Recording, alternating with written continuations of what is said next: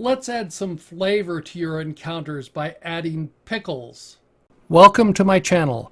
I focus on tabletop role-playing games, video games, and science fiction.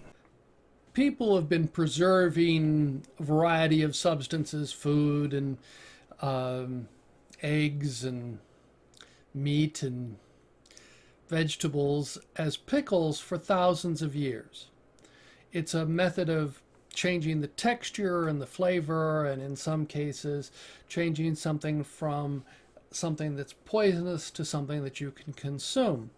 It allows you to keep things through the long, cold winter. As the saying, winter is coming, but people often need to have some sort of mechanism for surviving when the crops are no longer growing.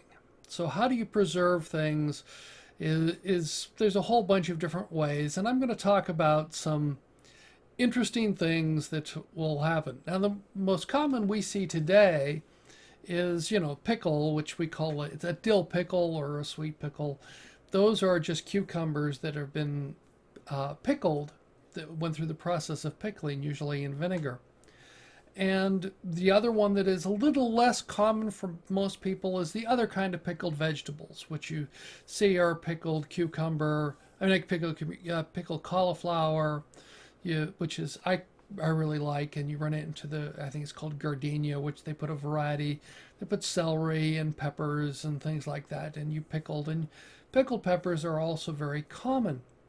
But people have been doing things with preservation with a variety of things. One of the more infamous is kimchi.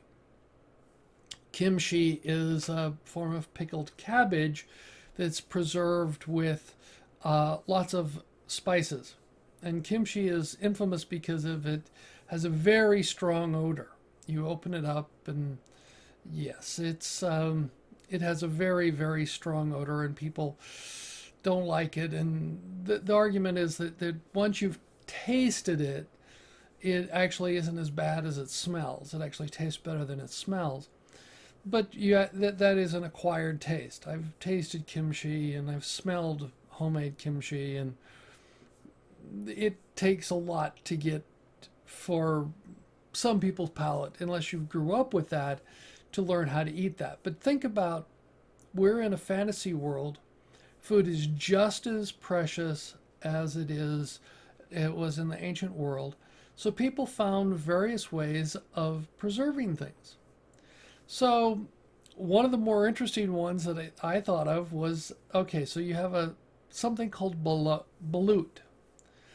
Balut is a duck egg that has been a fertilized duck egg that's grown, and it is cooked just before so many days before the egg would hatch.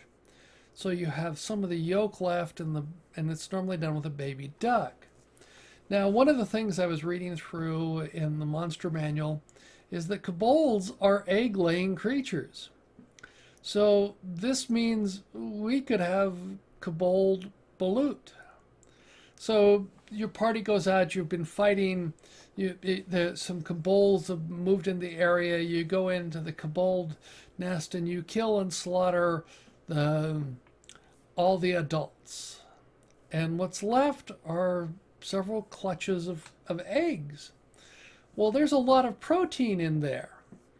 Now, you could take them back and prepare them. It gives you a form of balut, which it'll let that. Or if the eggs haven't grown yet, you can use sort of some of the methods that the Chinese and Japanese for preserving eggs, and there you get something like these, which are the preserved eggs, which yes, where the yolk is turned black, and they don't look the most appetizing, and I understand they don't smell the most appetizing. I've never really eaten these, but you think about this one. Now this brings up the other one that I always thought of which would be fun to have, is the 1,000-year-old aboleth eggs. Now then, it's really unclear, but it appears that the aboleth would actually lay eggs. People could argue about my understanding of the ecology of the aboleth, but how frequently would they take for them to gestate, and how long would it take for them to grow, and so on.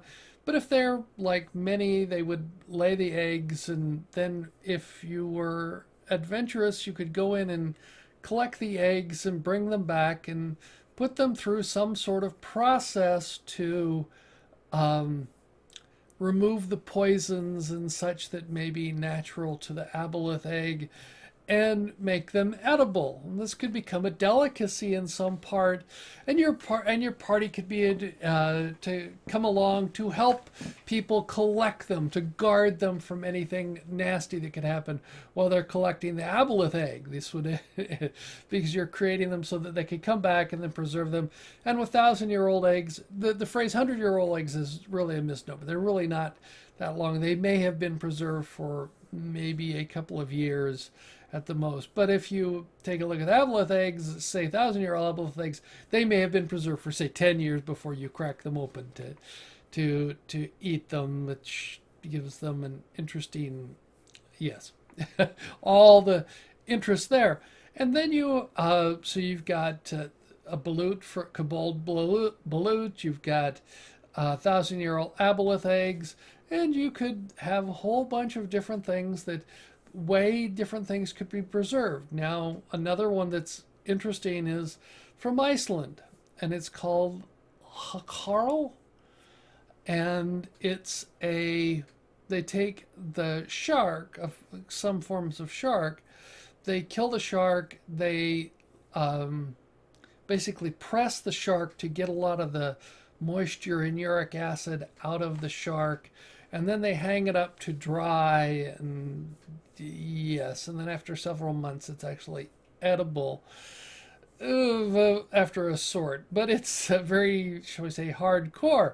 But you think about it, if you have some sort of big creature in your area, you know, the thought of a purple worm that was then killed and preserved and turned into that, and then it could show up in all kinds of dishes that are locally available, and people could actually say, well, we want to come along with you while you go and kill these things so we can harvest the meats from them and offer the tastiest bits, of course, to the adventurers.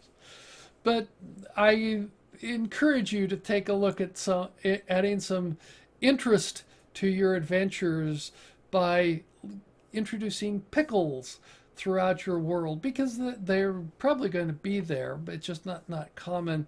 And of course, then you have the other things, like I think I've mentioned in other videos, is there are ways to produce some interesting wine. I think it was seagull wine is considered one of the stranger and more gross types of things, and I'll let you Google that yourself.